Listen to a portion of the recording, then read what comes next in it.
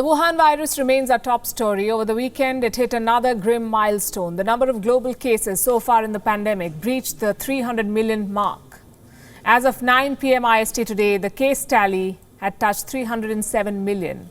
Out of these, 13.5 million cases were recorded last week alone. 13.5 million cases in 7 days. That's 64% higher than the last week of 2021. The world is adding an estimated 2 million cases, new cases, every day. 2 million, a trend that is expected to last for at least another week. A total of 34 countries are reporting a major spike in cases. The United States leads the list. It now has a total of 60 million cases overall since the pandemic began. 60 million. 10 million of them were reported in the last 28 days. And almost 500,000 cases were added over the weekend. France is next. Its case count has risen to 12 million, out of which 3 million cases were reported in the last 28 days. More than 300,000 cases were added on Sunday. The UK's total cases so far, 14.5 million. 3 million from the last 28 days, 141,000 over the weekend, 141,000. Next is Italy, 7.4 million cases, 155,000 added on Sunday. Spain is on the fifth spot with 7 million cases. At least 20,000 of them are reinfections. Reports say Spain has added more reinfections in a fortnight than it did during the rest of the pandemic. In India, the situation is no better. The total number of cases stands at 35 million. 1 million cases have been added in the last 28 days. Over 179,000 cases were reported on Sunday in one day.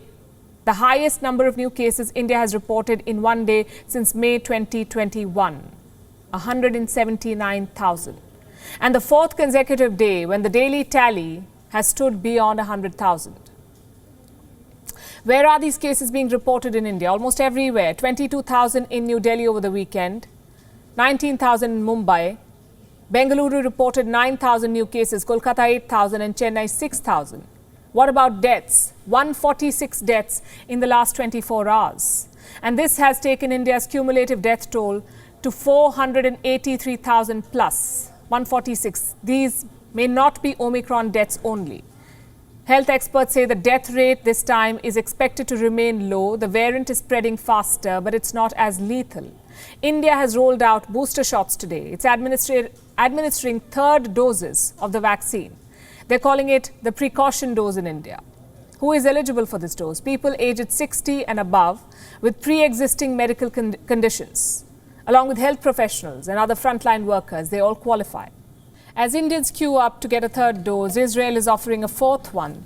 The first country in the world to give the second booster. It's reporting 5,000 new cases daily. The government fears this figure could rise to 15,000 in the days ahead. In fact, Israel's Prime Minister has gone on record to state that 40% of the country's population could get infected in this wave.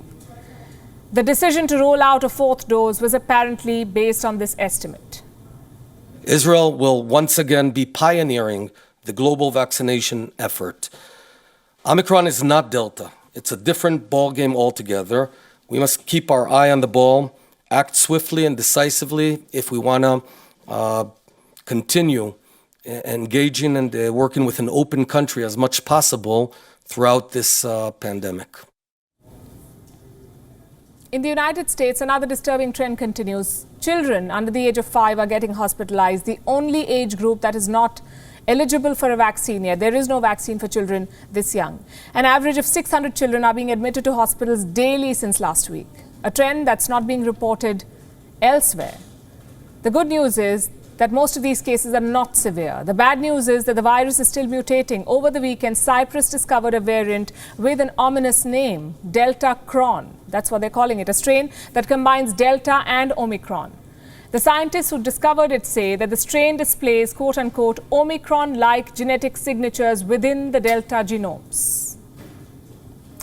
Is it deadly? Well, there is no clarity yet. The variant has been reported in 25 people so far. The samples have been sent for genome sequencing. At this stage, it's tough to say what this variant has in store for us, whether it will become a matter of concern. But it has become a matter of discussion already. And I know this pandemic is frustrating now. We are in the third year. Every time you feel that you're being punished because of the virus from China, I want you to think about the people who are in China, the worst sufferers perhaps, thanks to their government's impractical zero COVID policy. The latest city to be hit is Tianjin. 2 Omicron cases were detected in this city too. Guess how many people are being tested for this? 14 million. 14 million people being put through mandatory testing. There is no method to this madness. WION is now available in your country. Download the app now and get all the news on the move.